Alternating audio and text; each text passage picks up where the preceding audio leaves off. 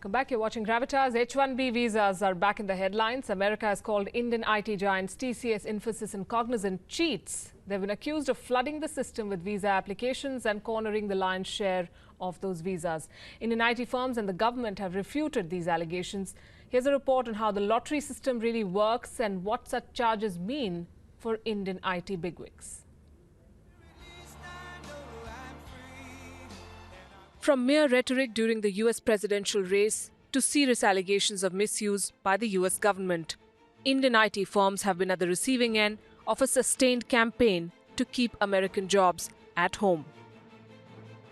Indian economy's poster boys, the big three from IT, Infosys, TCS and Cognizant, are being called cheats by US administrators for allegedly misusing the H-1B visa lottery system and paying less than the American standard.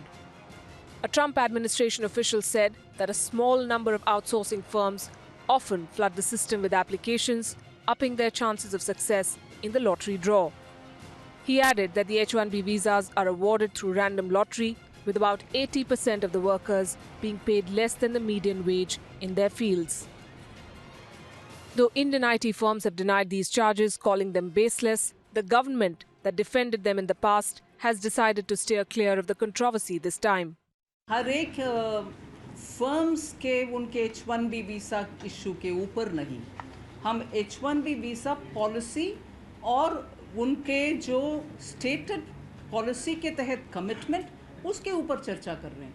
But ऐसे हर एक institution और हर एक firm के खिलाफ जो है उसके ऊपर चर्चा कुछ नहीं हो रही.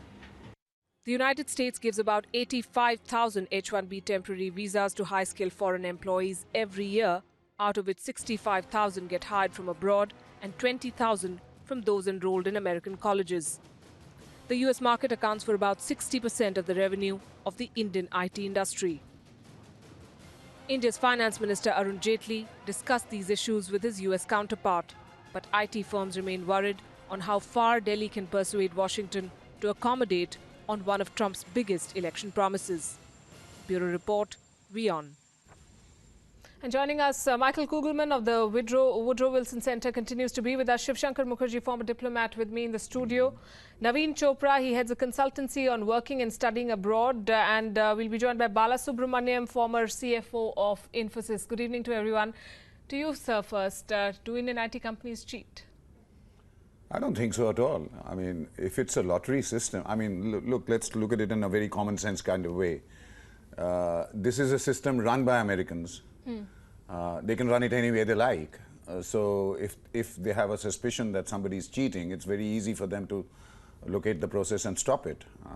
You know, we've had instances of huge companies like Volkswagen cheating on their emission of cars and so on and so forth, and they were nailed.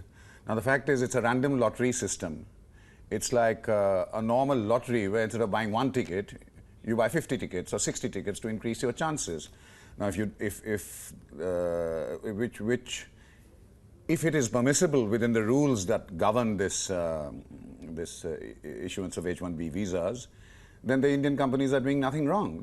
What they are doing is trying to increase their chances of business, which every business in the world is entitled to do.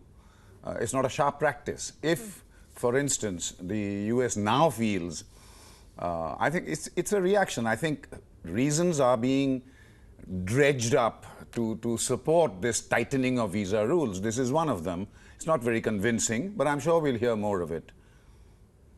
Michael Kugelman, if there are lapses, if there is wrongdoing, the American administration can initiate legal proceedings. Why name and shame without any proof? Well, I think the U.S. government is clearly trying to build a narrative here that it's been trying to build ever since it took office some months ago. And that's to make an argument that foreign companies are preventing Americans from getting jobs that they deserve. And this is a very powerful narrative in this country and in this town here in Washington. There really is a fair amount of bipartisan support to rein in this H-1B visa program. It's not just the Trump administration. It's not just Republicans. You've got a lot of top Democrats on Capitol Hill who have been saying it's time to rein it in. And public opinion is looking in that direction as well. There was a poll released by the Washington Post over the weekend here, and it essentially depicted Trump as being in a pretty bad spot, record low approval ratings and so forth. But one thing he's done, one area where he's been doing things that the U.S. public seems to really support him, is in this idea of pushing back against foreign companies for trying to take away jobs from Americans, and also this notion of trying to get American companies to do more to keep jobs in the United States. So I think that, it's true. I doubt that Indian companies are cheating, but I think that what the U.S. government is trying to do here, what the Trump administration is trying to do, is to come up with pretexts and justifications to make it seem even more necessary for the U.S. to crack down on these types of visa programs like the H-1B one. Naveen Chopra, facts are one thing, perception is another. Are Indian companies believed to be circumventing legal requirements? And also, how just help our viewers understand, how does this lottery system work? And why do Indian companies get more? No, look, I mean, there's absolutely no doubt about the fact that Indian companies are playing by the rules that have been set by the Americans. As a matter of fact, the whole world is playing by the rules that the Americans have set. They are the ones who screamed about free enterprise from the rooftops. They are the ones who talked about cost efficiencies and may the best man person win. They are the ones who have experienced either shortages within their own education system in various fields, including in the information technology or high-tech area. And they have filled those gaps for two reasons. Either there are a reason of skill shortages, or it's cost efficiencies. So it's American corporates who have shifted their manufacturing bases and their production and service bases, overseas to make more money. Now the whole story has caught up with them, and it's pure politics. There's nothing more to it. I mean, so they switched the. Right. Balasubramaniam, cheating is a very serious allegation. How do you react to this? Does Infosys really cheat or circumvent some rules to get more visas? No, I think it's more a political statement rather than understanding what the economic reality is. The economic reality is there is a shortage of highly skilled workforce for the US economy. If you talk to any large corporate in the US, they still complain that they're not able to hire highly qualified technology talent for their companies. And only countries like India has built a large ecosystem for highly skilled software professionals in the world. So I think when you have a lot of demand, when artificially keep the H1 limit as 65,000 and have a lottery system, naturally some companies will apply more. You can't call it cheating. I think they follow all the rules and regulations in the US. Then basic thing is there is a shortage of talent, and only countries like India has got the ecosystem to fill that shortage. So that is the reality. This is all political statement. I think we should ignore. Right. Mr. Mukherjee, we have a statement from NASSCOM saying that we would like to clarify on Indian companies getting the lion's share of H-1B visas, and highlight that in 2014-15, only 6 of the top 20 H-1B recipients were Indian companies. TCS and Infosys accounted for only 8.8% of the total H-1B visas. Having said that, we know Finance Minister Jaitley took up the matter with his American counterpart. Right. But Nirmala Sitharaman today refused to comment. How do you expect the Indian government to take up this matter, take this forward? Well, first of all, let me say that, the panelists who spoke immediately after me, I agree with them wholeheartedly. I mean, I think your viewers have a sense now, A, that this is a purely political narrative being built up to justify, various actions which are protectionist, which are, which are against everything that America has been propagating so far. There's an element of hypocrisy in it, but it is pure politics and it is working. So I think when you're talking of the Indian government, what should it do and what should be our reaction, it's not going to be easy, because since this is a political, policy, it's underpinned by political reasoning. The fact is that no matter what statistics are pointed out by NASSCOM, by facts on the ground, such as the fact that Billions and billions of dollars are paid in taxes by these professionals. The fact that it is American companies who are very thirsty for these professionals to get their bottom line in order, they are the ones, including Google, including many companies in Silicon Valley, including Microsoft and so on, are pleading with their own government to not tighten the regulations. In spite of that, the fact is that jobs, exactly as our American panelist pointed out, exactly as he pointed out, jobs are now the single most important political football in almost every country in the West. And it is jobs that are being used and misused to frame policies with regard to terrorism, with the subtext of terrorism and immigration and so on and so forth.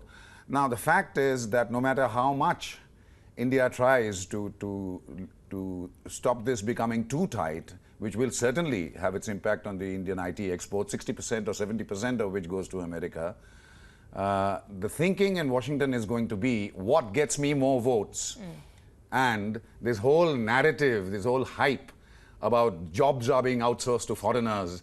You know, there used to be a talk for many years, there's been this phrase that our jobs are being Bangalored. This gets you more votes than agreeing with cold, hard, factual statistics that this is actually helping the American economy. That doesn't wash in politics. Right. So this is not going to be easy. We will have to use every kind of leverage that we have, including using American companies that do a lot of business with India to lobby for us in Congress. We've done that in the past on other issues. We'll have to do that. We'll have to use every kind of, we'll have to use lobbyists in Washington. It is a city where lobbyists work and they deliver results sometimes. So, as I said, it's not going to be easy, because the fact that the H-1B visa regime is going to be tightened is a given. This is politically something that they like. They think it's going to get them popularity, and that negative voices, such as they are not loud enough and effective enough for them to change that policy. Mr. Chopra, you want to make a point?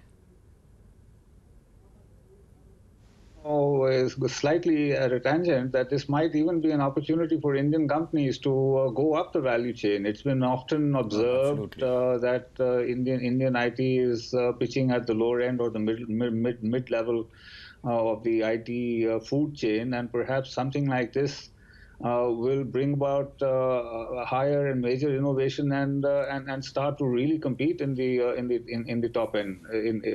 That's another fallout that we should be looking for and actively pitching for, quite frankly. It's just a matter of time. This is now, we've entered an era of automation and robotics and artificial intelligence, where software is going to be writing software, is already doing it to some extent.